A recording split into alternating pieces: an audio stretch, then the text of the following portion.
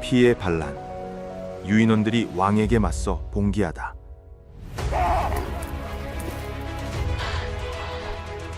왕자는 폭력으로 세워졌다.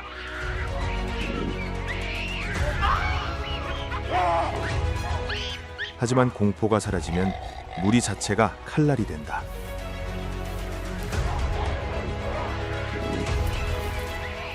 불타는 새벽 속에서 전복이 시작되었다. 그리고 아무도 살아남을 수 없다.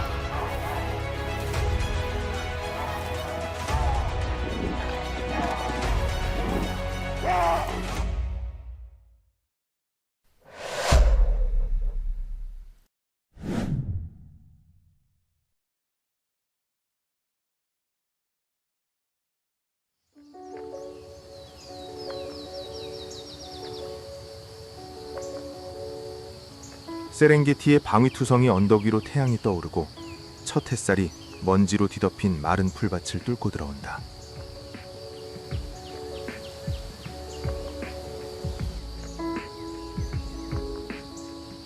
언덕 아래에는 30마리가 넘는 비비들이 모여 시끄럽지만 질서정연한 작은 세상을 이루고 있다.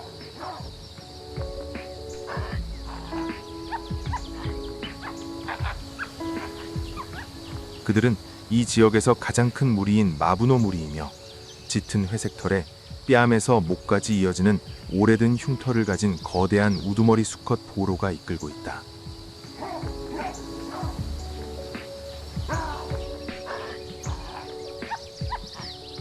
보로는 한때 힘과 공포의 상징이었다.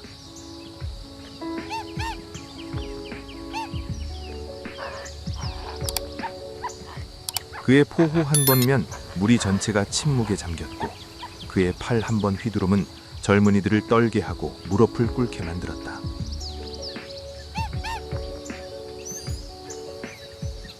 하지만 시간은 어떤 왕에게도 굴복하지 않았다.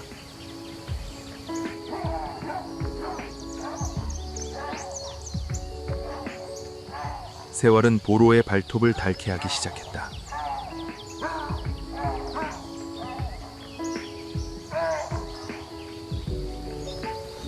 그는 움직임이 느려지고 더 예민해지고 더 잔인해졌다.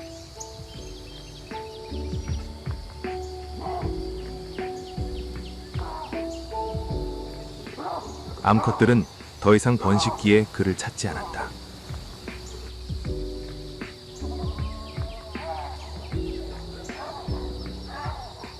어린 수컷들은 그의 시선을 말없이 피하며 기회를 엿보았다.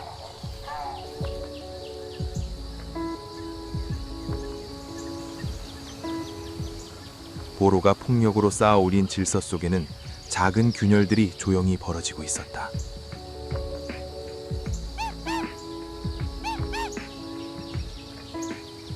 그가 수년간 쥐고 있던 권력은 이제 피를 흘리기 시작했다.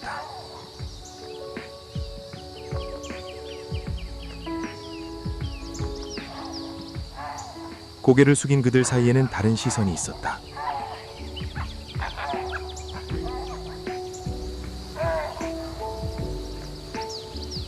바로 카노였다. 젊고 이제 막 성숙기에 접어든 수컷인 카노는 민첩하고 끈질기며 모든 것을 말없이 관찰하고 있었다.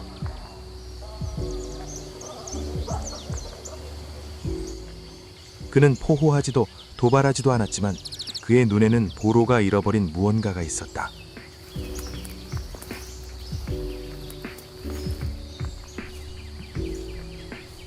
바로 고요함과 침착함.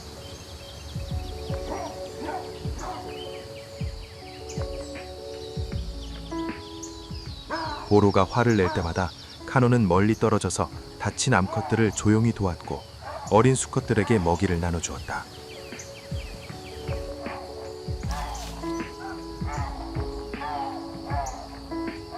그는 소리칠 필요가 없었다. 그의 작은 행동만으로도 무리는 변화를 느낄 수 있었다.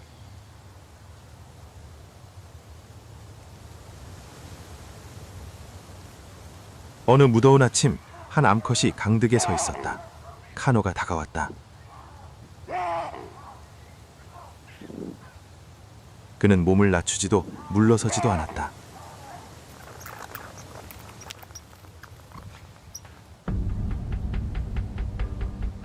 단 한 번의 눈쭉길에 무리 전체가 얼어붙었다. 뜨거운 모래먼지 냄새와 바람소리 속에서 오랜 권력이 처음으로 도전받았다.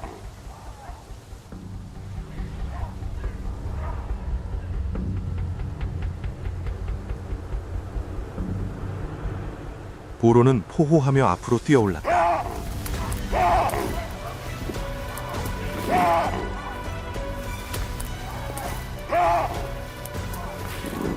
모래가 구름처럼 솟아올랐다.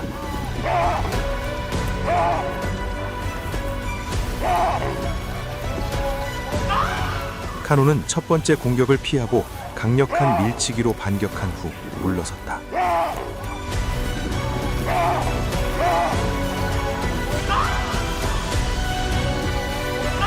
다시 공격하지 않은 것은 경고였다.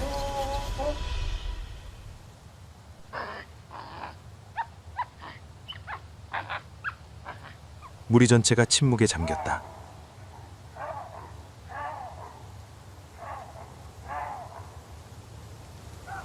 카노가 돌아서자 몇몇 암컷들은 두려움 때문이 아니라 존경심에서인지 본능적으로 고개를 숙였다.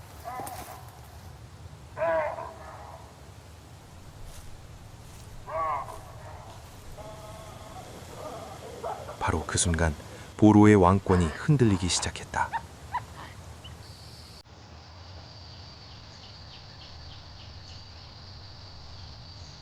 그 만남 이후에 며칠 동안 무리는 이상하리만치 조용해졌다.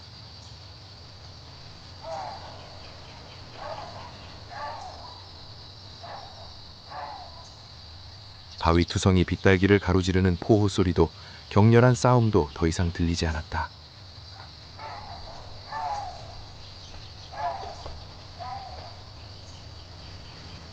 아무도 감히 입을 열지 못했지만 눈빛만 봐도 뭔가 변하고 있다는 것을 알 수 있었다.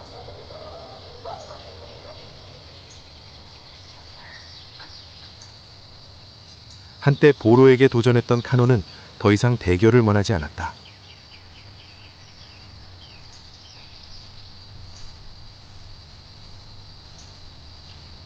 카노는 무리의 가장자리 마른 개울가 근처로 물러섰다. 그곳에는 바람과 낮은 풀밭만이 남아 있었다.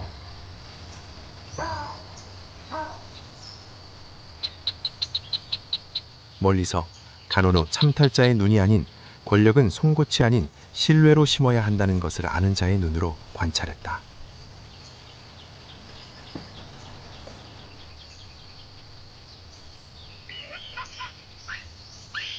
처음에는 몇몇 어린 수컷들만이 다가왔다.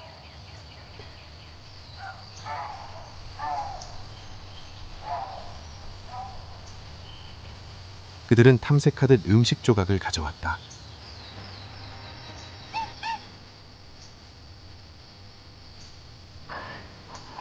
카노는 물지도 으릉정거리지도 않았다.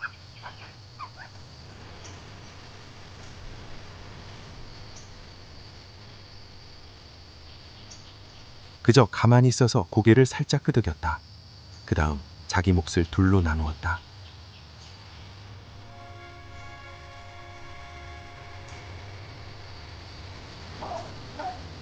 멸시단들의 식사는 숲의 차가운 낮밤 공기에서 더욱 따뜻해졌다.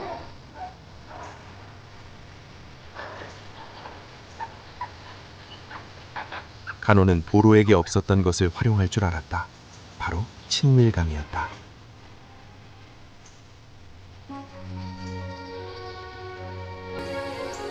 단순히 음식을 나누는 데 그치지 않고 동료 비비의 등에서 기생털을 뽑아주었다. 사소해 보이지만 비비 세계에서 가장 친밀한 의식이었다.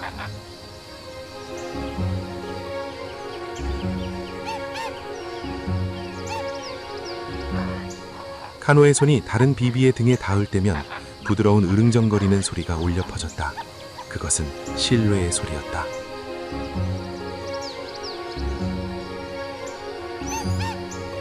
더 많은 어린 수컷들이 모여들면서 카노를 둘러싼 무리는 점점 커져갔다.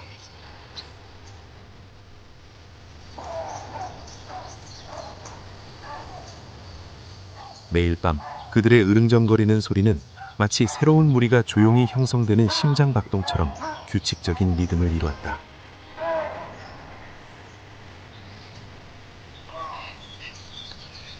하지만 아무리 교묘하게 감춰진 권력이라도 영원히 숨겨질 순 없다.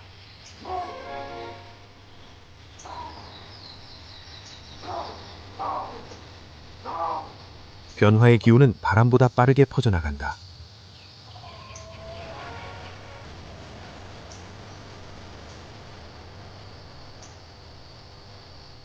보로는 무언가 잘못된 것을 감지하기 시작했다.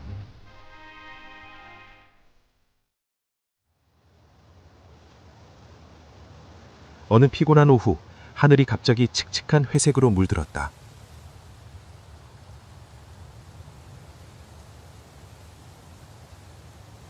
북쪽에서 불어오는 건조한 바람이 빨간 먼지를 휘몰아치며 다가올 모래 폭풍을 예고했다.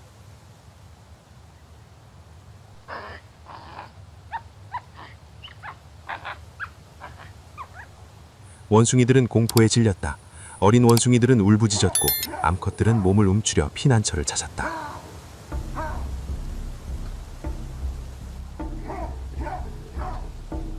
혼란 속에서 카노는 바위투성이 비탈게서 내려왔다.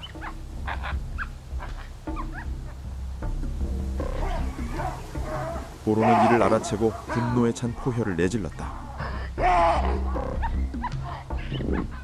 보로는 먼지 회오리를 일으키며 군중을 향해 불진했다.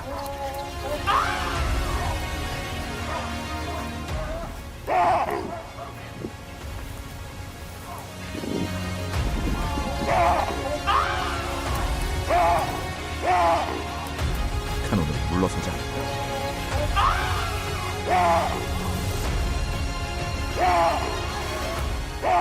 두 수컷이 부딪히자 충격음이 굉음을 냈다.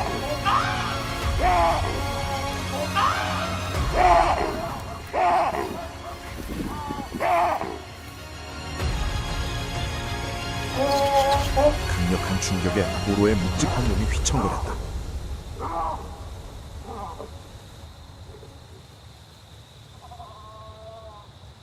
무리는 뿔뿔이 흩어졌고 그들의 환호는 천둥과 바람소리에 끊겼다.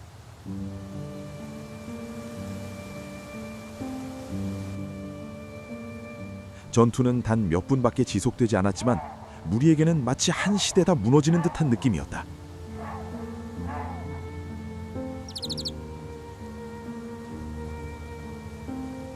마지막 포효가 메아리 치다가 고요해졌다.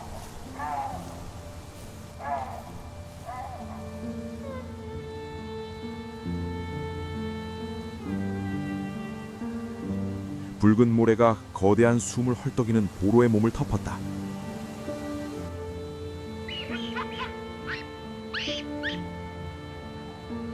번개가 번쩍이는 가운데 핏물이 바위를 물들였고 보로의 눈에는 분노가 아닌 왕좌를 잃었음을 깨달은 자의 공허함만이 가득했다.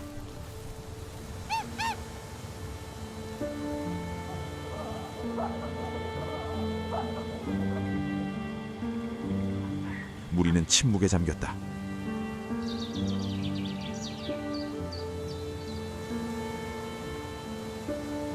아무도 환호하지 않았고 함성도 없었다. 오직 절벽 사이로 바람이 휘몰아치는 소리만이 들릴 뿐이었다.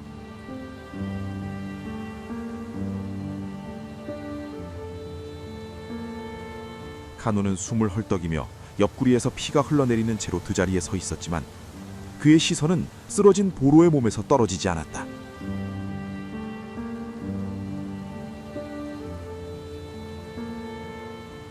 그는 죽이지 않았다.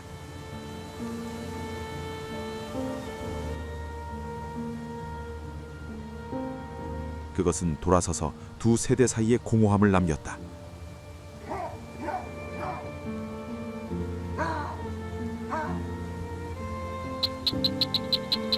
그 공허함은 무리의 침묵, 즉 그들의 결정으로 채워졌다.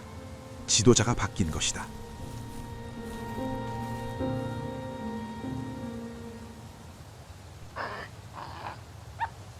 밤이 되자 카노는 바위투성이 비탈에 홀로 누워 있었다. 차가운 바람이 땀에 젖은 털을 스쳤다.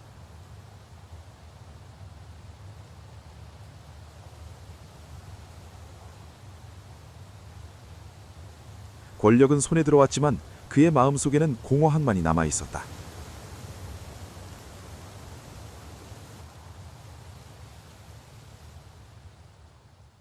더 이상 싸울 상대는 없었고 오직 무거운 책임감만이 남아 있었다.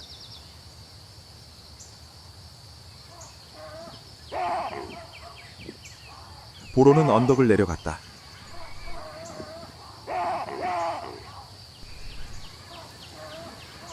아무도 그를 막지 않았고 아무도 배웅하지 않았다.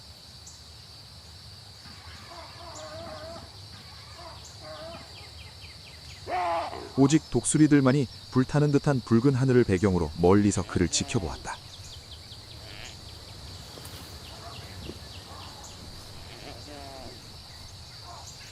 비비의 세계에서 권력은 결코 사라지지 않는다. 단지 주인이 바뀔 뿐이다.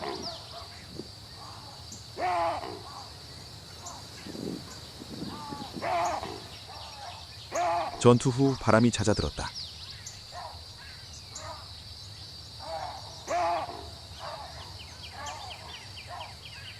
붉은 먼지가 재처럼 떨어져 바위에 여전히 남아있는 오래된 핏자국을 덮었다.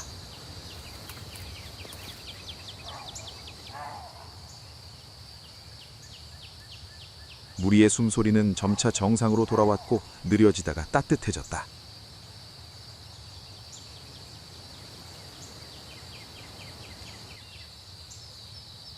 비탈 곳곳에는 이전처럼 긴장하지 않고 쉬고 있는 비비들의 시체가 흩어져 있었다.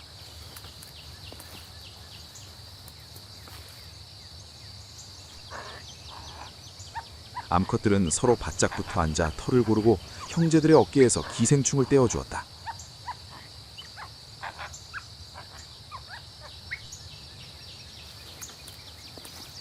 새끼들은 어미의 배에 매달려 털과 흙과 바람 냄새 속에서 졸린 듯 잠들어 있었고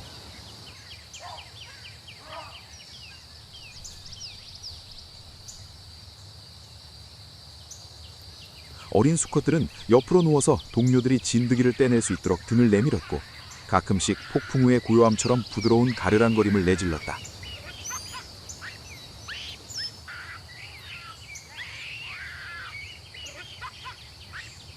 더 이상 위협적인 포효도 과시적인 싸움도 없었다.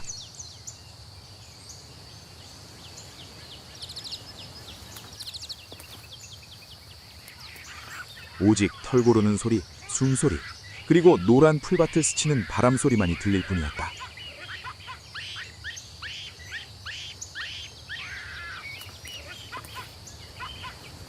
카누는 그들 사이를 천천히 걸었다. 그는 소리치지도 명령하지도 않았다.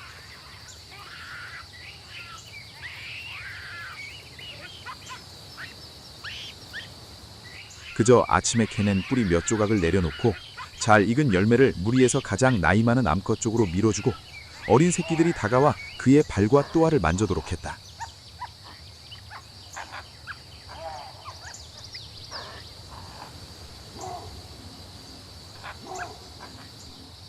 그의 모든 작은 행동에는 진정한 힘은 신뢰에서 길러져야 한다는 것을 이해하는 사람의 평온함이 담겨 있었다.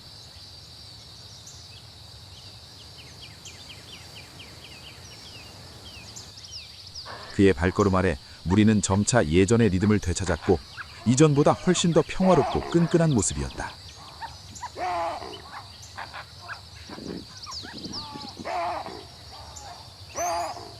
두려움이 아닌 친밀함과 나눔에 기반한 새로운 질서가 형성되었다. 그때 배고픔이 그를 불렀다.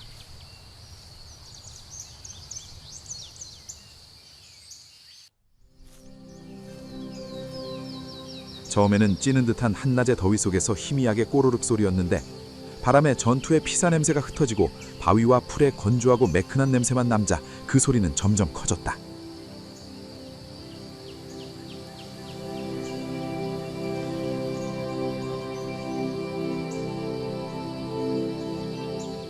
서로의 눈이 마주치고 기다렸다.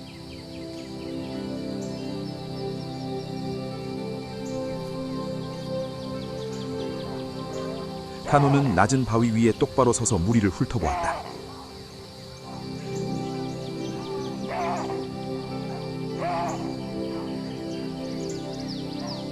짧고 낮은 외침과 함께 무리가 모두 벌떡 일어났다.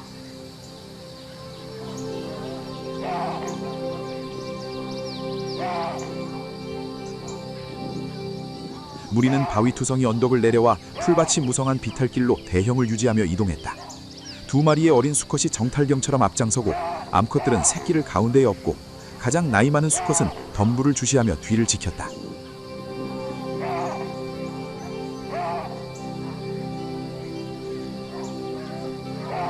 하지만 얼마 안 되는 먹이는 겨우 허기를 달랠 수 있을 뿐 자결하는 오후의 태양 아래서 살아남기엔 턱없이 부족했다. 카노는 고개를 들고 심호흡을 했다.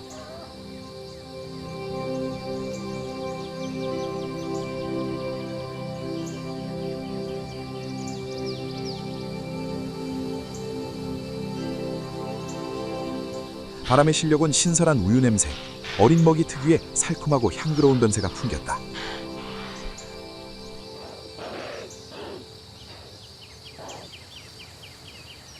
품길이의 눈이 번쩍이자 카노가 한 번 쳐다보자 무리가 순식간에 더 빠르게 다가왔다.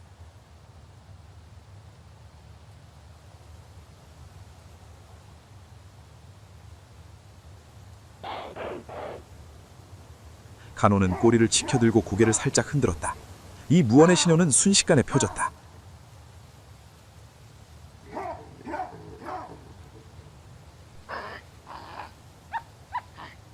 어린 수컷들은 이 신호를 알아챘다. 사냥의 외침이 시작된 것이다.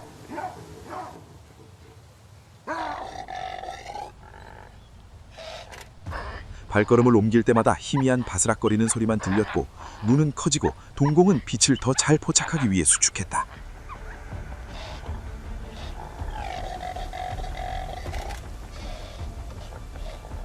황금빛 풀밭 사이로 어미 임팔라와 새끼 임팔라 한 마리가 무리에서 꽤나 떨어진 곳에서 함께 걷고 있었다.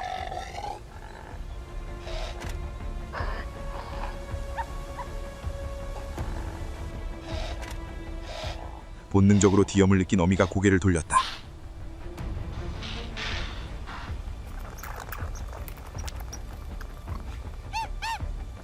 무늬무늬 전체가 숨을 죽였다.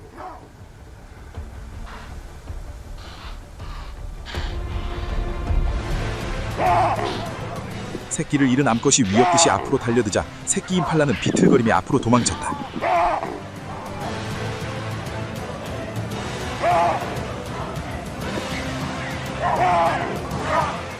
순식간에 기회가 찾아왔다.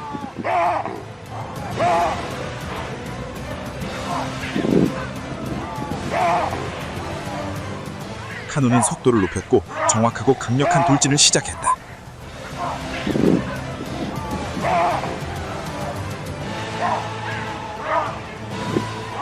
모래가 흩날리고 먹잇감의 몸은 마른 땅바닥에 눌려 몇 번 몸부림치다가 움직이지 않고 그대로 누워있습니다.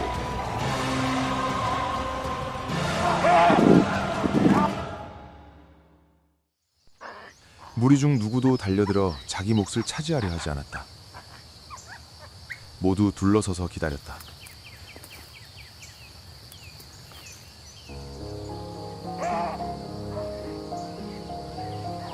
카노는 주위를 둘러보며 다른 새가 먹잇감을 낚아채지 않는지 확인한 후 조심스럽게 뒤로 물러섰다.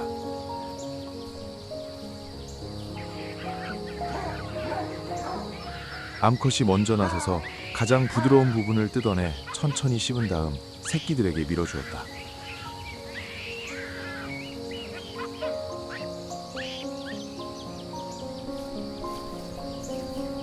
부드러운 씹는 소리와 따뜻한 고기 냄새 속에서 새끼들은 작게 꾀거리거렸다.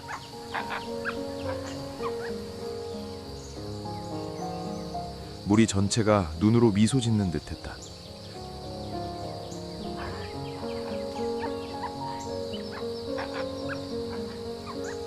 며칠 동안 굶주림에 시달린 후 그 신선한 고기의 맛은 단순한 음식이 아니었다. 그것은 무리가 살아남았다는 새로운 시작을 알리는 증거였다.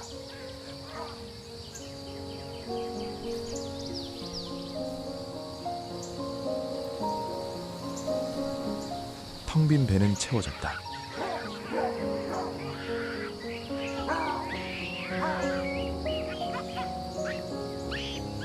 식사는 마치 드넓은 들판에서의 생존 법칙처럼 순식간에 끝났다.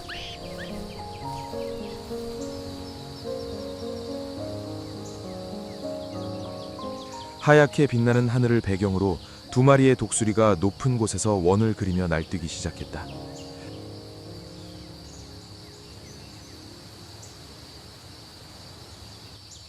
카노는 꼬리를 살짝 내리며 물러나라는 신호를 보내며 위를 올려다보았다.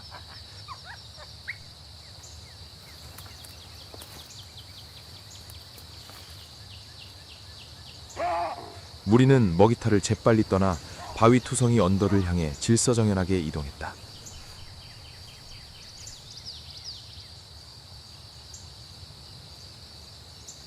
가는 길에 카노는 어린 마부노들이 무리지어 이동하는 법을 배우도록 몇 버리고 멈춰서서 낮은 바위를 오르고 땅에 갈라진 틈을 뛰어넘게 연습시켰다.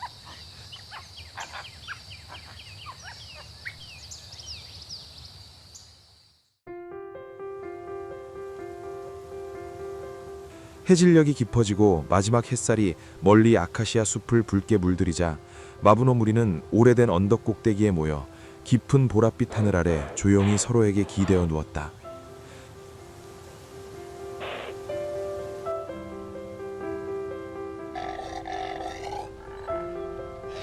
해가 언덕 너머로 완전히 졌을 때 마부노 무리는 마침내 낯선 땅에 멈춰섰다. 바람에는 축축한 냄새가 실려오고 흙에선 썩어가는 낙엽의 냄새가 뒤섞여 풍겼다.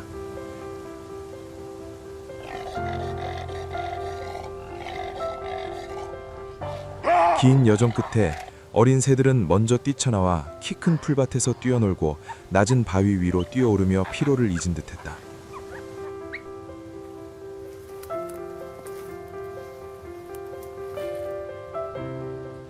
그들의 지저김이 바람소리와 어우러져 오후의 분위기는 더욱 온화해졌다.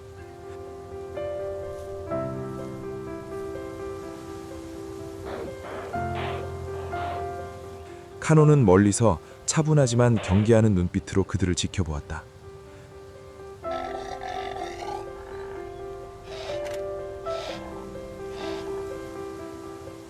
어둠이 서서히 작은 털들을 삼켜버릴 즈음 바람의 방향이 바뀌어 낯선 향기가 실려왔다.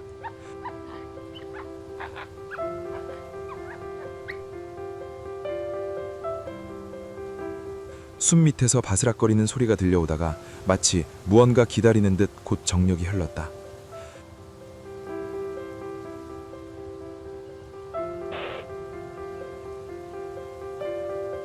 마부노 무리는 이제 막 안식처를 찾았지만 이 땅이 오래전부터 다른 누군가의 것이었다는 사실을 알지 못했다.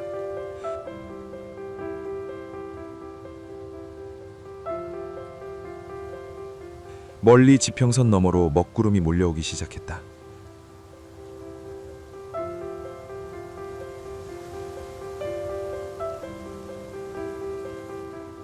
철새들이 바람을 거슬러 달아갔다.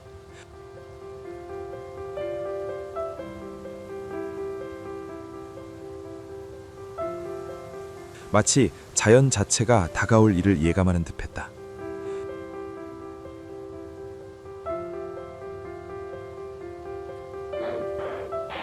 그 순간 카노는 끝없이 펼쳐진 초원을 올려다보았다.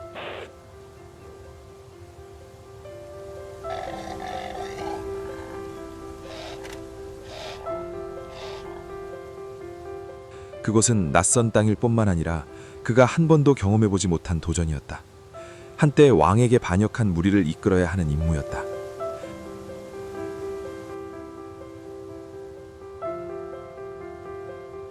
그날 밤 바람은 더 이상 잔잔하지 않았다.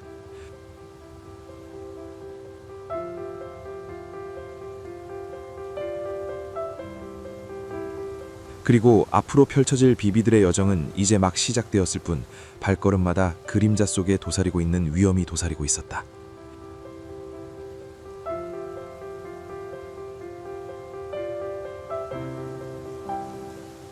이 낯선 땅에서 마부노 무리를 기다리고 있는 것은 무엇일까요?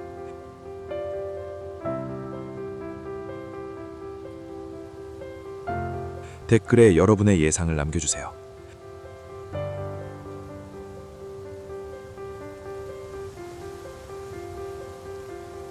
범이 밝아오면 이 땅의 진정한 주인이 누군지 밝혀지는 다음 편을 놓치지 않으려면 채널 구독과 좋아요를 눌러주세요.